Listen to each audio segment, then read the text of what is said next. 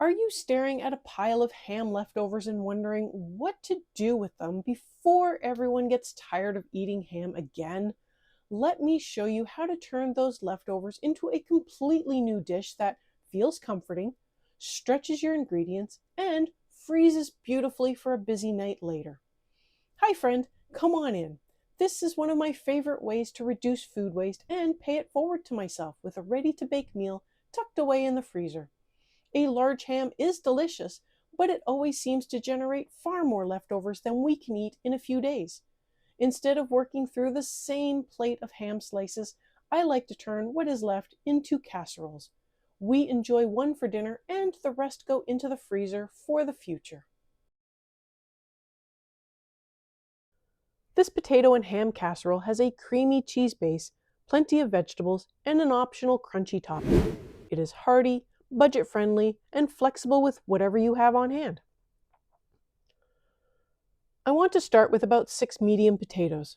Peel and cube them directly into the pot you will cook them in. Then give them several good rinses to remove dirt and excess starch. A pasta pot insert makes this much easier. Removing some surface starch keeps the potatoes from getting gluey and helps the final casserole stay creamy rather than heavy. The potatoes need to be only partially cooked. They should still have some resistance when pierced with a fork or knife.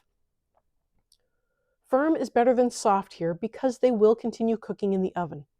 Overcooking them now will give you a mushier casserole later. While the potatoes are cooking, dice your leftover ham and mince your onion and garlic. Use whatever you have. Celery, carrots, leeks, peas, corn, and even mushrooms work beautifully in this casserole. Frozen vegetables can be added at the end without pre-cooking because they soften quickly once everything is assembled. When the potatoes are ready, lift them from the water using the insert and rinse them in cold water to stop the cooking. Let them cool while we move on to the vegetables and the sauce. In a large skillet, add some fat and cook the onions over medium heat. Give them time to pick up a light golden color, which usually takes about 10 minutes. This step adds sweetness and depth to the dish. Sweating them until soft also works, but the gentle caramelization adds a nice flavor boost. Add the garlic and cook that for about 1 to 2 minutes. Season with about 1 teaspoon each of salt and pepper, garlic powder, and onion powder. Potatoes absorb more salt than you would expect, so season generously. You can always adjust the final dish later as under-seasoned potatoes tend to taste flat. Transfer the onions to a large bowl or the empty potato pot. If you are adding other fresh vegetables, cook them now. Keep them slightly underdone because they will finish cooking once the casserole is assembled and baked. In the same skillet, melt about 4 tablespoons of butter. Once melted, whisk in 4 tablespoons of flour. Let that cook for a few minutes until the raw flour smell disappears. This is the base of a classic roux, which is one of the most useful techniques in home cooking. It is the foundation for cheese sauces, gravies, pot pie fillings, and cream soups. If you get comfortable with a roux, you have dozens of low-cost meals at your fingertips. Keep the heat at medium so the roux does not brown too quickly or form lumps. Slowly whisk in 2 cups of milk. Let the sauce simmer until lightly thickened. It will seem a little loose at this stage, but the cheese will finish the thickening. Add about 1½ cups of shredded cheese. I am using frozen sharp cheddar today and a little Asiago. Pre-shredded cheese melts more slowly because of the anti-caking agents, but it still works. Freshly shredded melts faster, but use whatever you have. Keep stirring until the cheese is melted and smooth.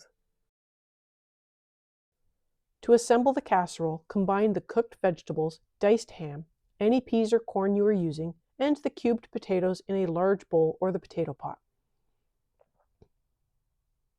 Pour the warm cheese sauce over everything and gently fold it together.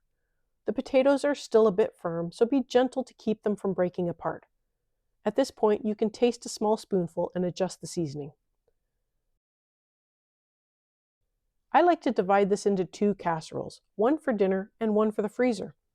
Par cooking the potatoes keeps them from turning gray or grainy after freezing. Raw potatoes do not freeze well, so this method gives you the best texture later. Add the topping you prefer. Today, I am using a cornflake topping, which is 2 tablespoons of melted butter mixed with 2 cups of lightly crushed cornflakes. A cheese topping or a crispy onion topping also works beautifully, so use whatever matches your tastes or your pantry. Bake the casserole at 350 degrees Fahrenheit or 175 degrees Celsius. Keep it covered for about 45 minutes, then uncover it and bake for another 15 to 20 minutes until the center is hot and the topping is lightly browned. Cooking from the freezer might take 30 minutes or more of extra cook time.